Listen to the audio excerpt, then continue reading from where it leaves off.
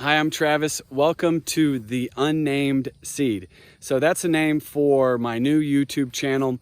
I'll tell you more about that name and explain it in the videos to come.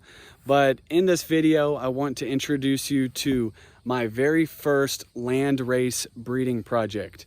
So I started this project last year when I was living in the Nashville, Tennessee area in a suburban community, and we had a small backyard to grow in.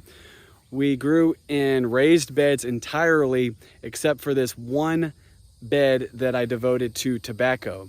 And in that bed, I used the double dig method that I read about from John Jevons' book.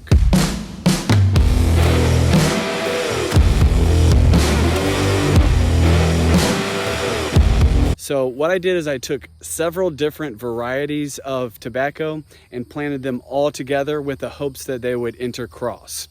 So I was able to grow them successfully, and I grew Burley, Virginia, an Italian cigar variety, and some Oriental varieties.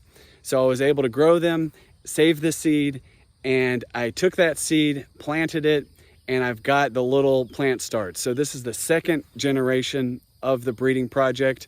So I'm going to show you those starts and then get them into the ground. All right, so these are the little tobacco plants we'll get into the ground today. It's pretty much easy from here forward. The hard part is getting the tobacco seeds to germinate and get them to this stage, because the tobacco seeds are smaller than a mustard seed. They're some of the smallest seeds in nature, so it takes some finesse and some attention to detail and some fine dexterity to get to this point. But they're looking pretty good. One thing I'd like to draw your attention to is just starting to look for some variability between the plants. So I just kind of like look at the leaves, like look at the end of this leaf. It's very smooth curve that we're looking at, and contrast that to this one.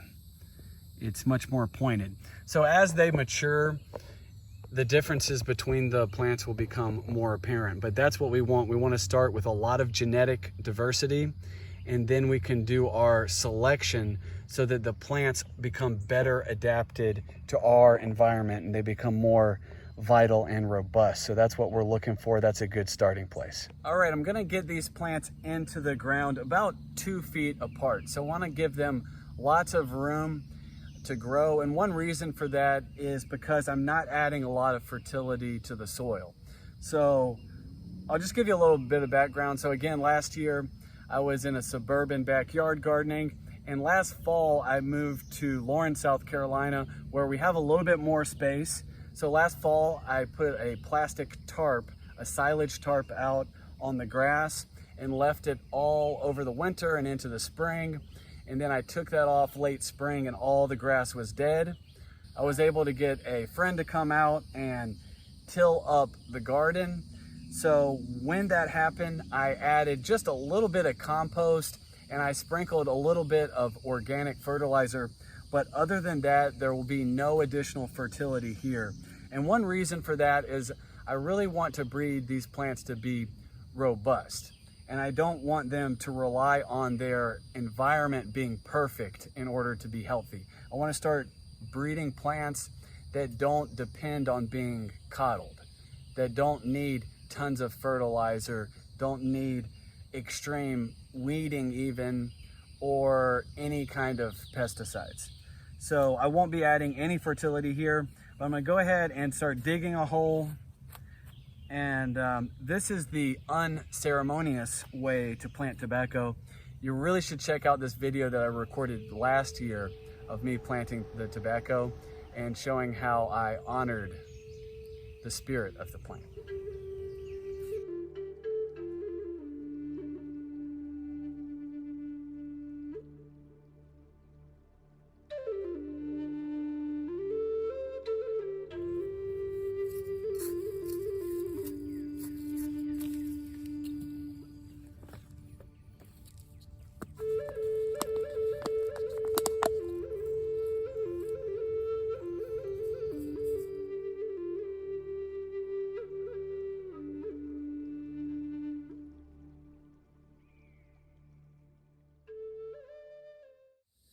All right, I got them all into the ground. So the next step is just water them in and watch them grow. So check back to see some progress on that.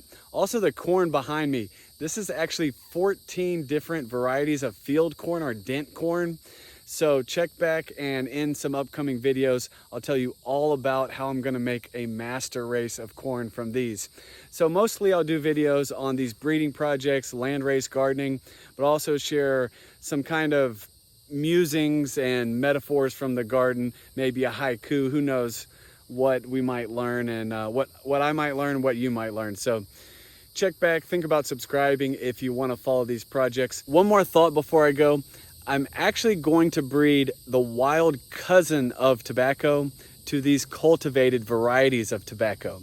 So the reason for that is I recently discovered that cultivated tobacco self-pollinates at about 99%, which means these seeds that I saved from last year likely didn't get their genes mixed up very much. They're likely mostly the same varieties.